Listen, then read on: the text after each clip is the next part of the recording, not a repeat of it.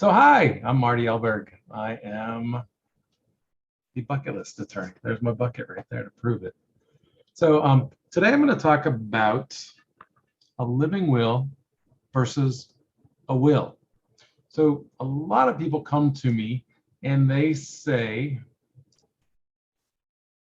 I need a living will.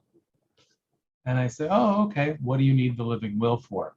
And they say, well, I want to make sure my kids get my things or my spouse gets my things, and just want to make sure everything's taken care of. Great. I'm so glad you came to me, because my response is that's not the right document. It sounds like it is, but it's not. It's not quite right. So a last will and testament, or a will, I usually just say a will, is the document that we use to transfer your assets to your heirs when you die, or your beneficiaries when you die. So the slight nuance in heirs and beneficiaries. Beneficiaries are named, heirs are given by law. I know I'm getting a little confusing, but that's my world. So sorry when I interchange those, that they should not be interchanged. I should know that, and I do know that. But that document, the will, is really important because we want to know where you want your things to go. Okay. The state does have a will for you. It's not really a will, but it acts as one. So the state determines who gets your things when you die if you don't have a will. So I always suggest that people at least have a will. Now, let's talk about what a will do. Will do. We've got a lot of wills going on. All right.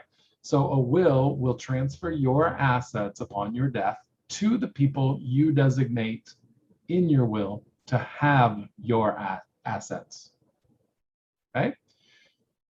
There are a couple of exceptions that may not work. If you're married, you can't transfer everything to somebody else. Well, you can, but your spouse has an option to do a spousal election, meaning they'll get 30% of whatever assets you have in just your name.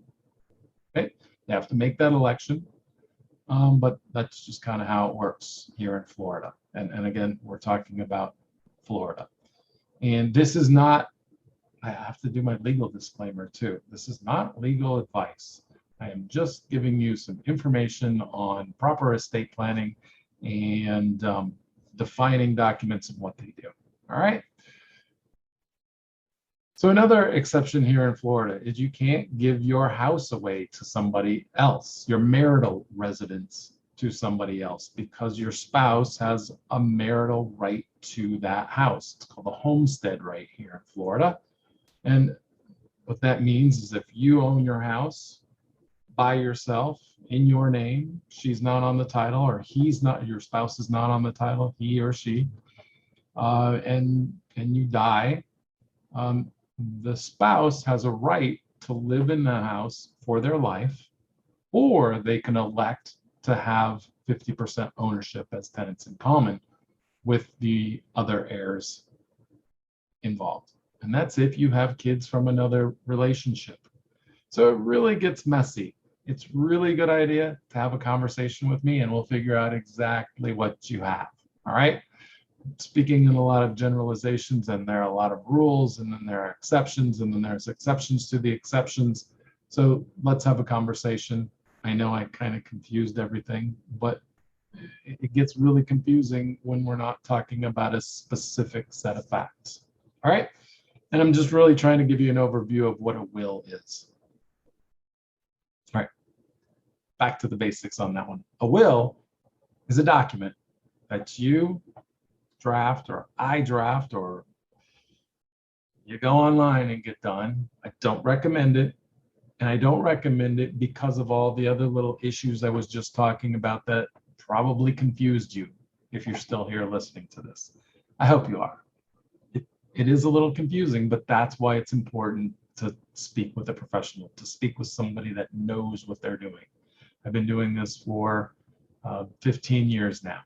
And I still find a couple little things that are interesting that I don't quite know. Most attorneys do not understand this. And I'll tell you, I do not understand what a lot of other attorneys do as well. Okay. When we go to law school, we're taught, here you go, here's a bunch of information. And then while we practice, we figure out where we want to focus.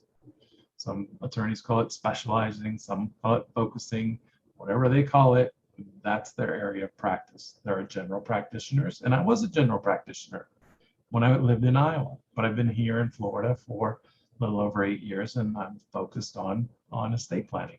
I was doing some family law, but a lot of the same issues came up because we're dealing with property and people. All right, so back to your will. Your will is your document that you're going to transfer your assets to when you die to your named beneficiaries. Okay, and there are a bunch of other exceptions in there, and we'll discuss that if you want to have a conversation. All right, that's what a will does.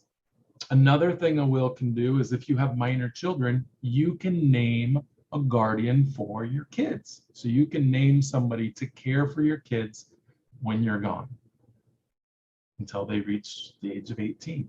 So it's really important to make sure you've named somebody. Otherwise, there could be people in your family that say, oh, I want the kids. Oh, I want the kids. And then it becomes a custody battle. And nobody needs a custody battle. They're bad enough in a divorce. Why would you put your kids through that when they have to mourn your death?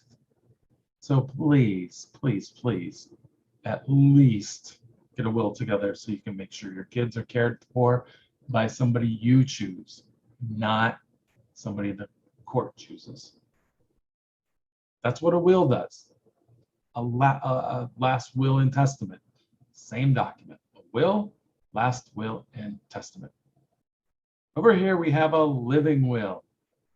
And oddly enough, a living will should really be called a death will. I know, kind of morbid, but hey, that's what I talk about all day, every day. So a living will is a document where somebody can determine whether they want to be left on life support or not before they're even left on life, before they're even unhealthy. And that's when you have to do it. Because think about it. If you are on life support, are you going to be able to make that decision by yourself? No, you are not, because you're on life support. And being on life support can mean a couple different things. Again, there's nothing straight down the road with estate planning. But most of the time when people are on life support and there's nothing a doctor can do, they're not going to say there's nothing we can do. There's nothing we can do, and there's probably no way they're coming out of this. All right. So there's no medical reasonable certainty that they're ever going to recover without this. Well, they're not ever going to recover, and they're not going to live without the assistance of being on this machine. That's it. So it's either a terminal condition, an end-stage condition, or a vegetative state. Most of us have heard about somebody on a vegetative state, and you get to make the choice. You're not leaving it up to your spouse, your sister, your brother, your parents, your kids. You're not leaving it up to them. You are making the decision while you're healthy. Right now, you are saying, I do not want to be plugged into a machine, and that's the only thing keeping me alive. Or you can say, absolutely, leave me plugged in for as long as it takes. Drain my bank accounts, keep me alive for as long as you can. Most people don't want that, but some do, and that's okay. I am not judging anybody for whatever decision you want to make. It is your body, it is you. You get to do what you want to do. So this living will document, I call it the pull the plug document. You are in charge. You get to say, hey, if I'm in a vegetative state, if I'm in end-stage condition, terminal condition, there's nothing they can do for me. I'm not going to live without this machine, and I'm not ever going to get any better. Pull the plug. Turn the machine off. Get me out of here. Send me on my way to wherever I'm going next. All right? So those are the differences between the documents. The living will has nothing to do with your stuff. It has to do with you, your body, your mind, a machine that's keeping you alive. That's a living will.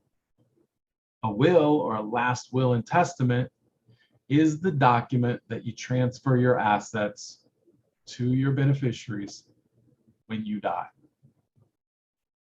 And you can name a guardian for your minor children when you die.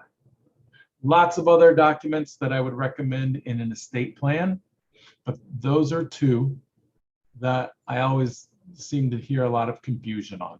So I wanted to come on and try to clear that up for you. All right.